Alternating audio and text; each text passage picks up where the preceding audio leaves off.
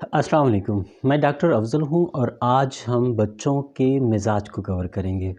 जिस तरह बच्चों के सीखने के अंदाज़ को पहचानना बहुत ज़रूरी है, उनको उम्रों के लिहाज से पहचानना बहुत ज़रूरी है, इसी तरह बच्चों को उनके मिज़ाज को भी पहचानना बहुत ज़रूरी है।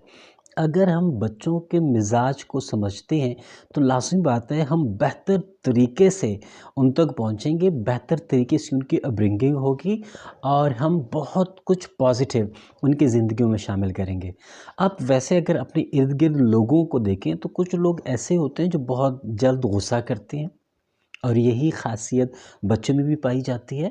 कुछ लोग ऐसे होते हैं जो बहुत अपनी ज़िंदगी में संजीदा फिरते हैं, लेकिन जो संजीदा लोग हैं ये इनका जो टास्क होता है, इनके जो ऑब्जेक्टिव्स होते हैं उनके साथ बहुत ज़्यादा सीरियस होते हैं।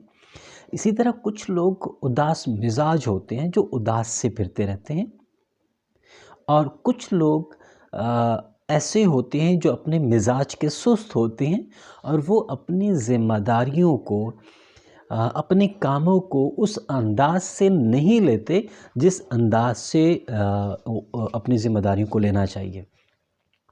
तो यही अंदाज़ बच्चे की भी है।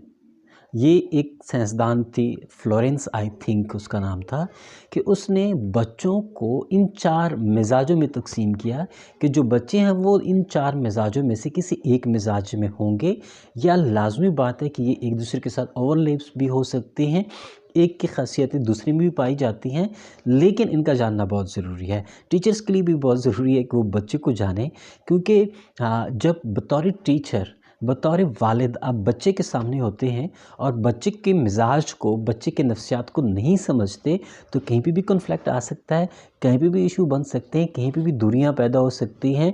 और बतौर टीचर, बतौर वालिद आप कभी भी ये दूरियां पैदा नहीं करते, क्योंकि जब दूरियां पैदा हो जाती हैं तो आपका मैसेज अक्रॉस नहीं जाता, आप इतने इफ़ेक्टिव नहीं रहते, और जब आप इफ़ेक्टिव नहीं रहेंगे तो लाज़मी बात है न तो आप तालीम दे सकेंगे और न बच्चे की तरबियत कर सकेंगे।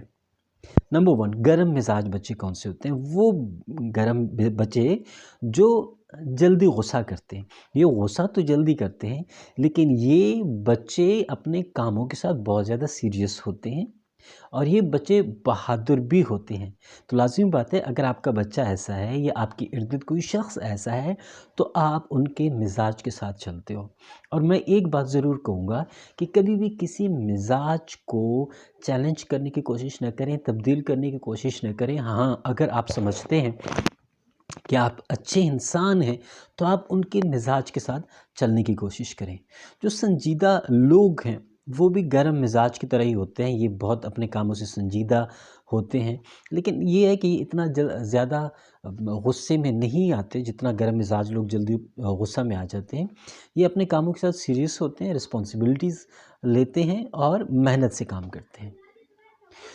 जो उदास मिज़ाज हैं ये भी इतनी ज़्यादा बातूनी नहीं होते। संजीदा मिज़ाज जिस तरह ज़्यादा बातें करते हैं, गर्म मिज़ाज वाले ज़्यादा बातें करते हैं, संजीदा मिज़ाज के बच्चे इतना ज़्यादा बातें नहीं करते, लेकिन अपने कामों के साथ फेयर होते हैं। जो बलगमी मिज़ाज के लोग हैं, सुस्त मिज़ाज के लोग हैं, वो अपने कामों में सुस्त होते हैं, जो अपनी रिस्पॉन्सिबिलिटीज़ हैं उनका ये ज़्यादा ख़्याल नहीं रखते, बहुत ज़्यादा ये जो है वो नहीं निभाते।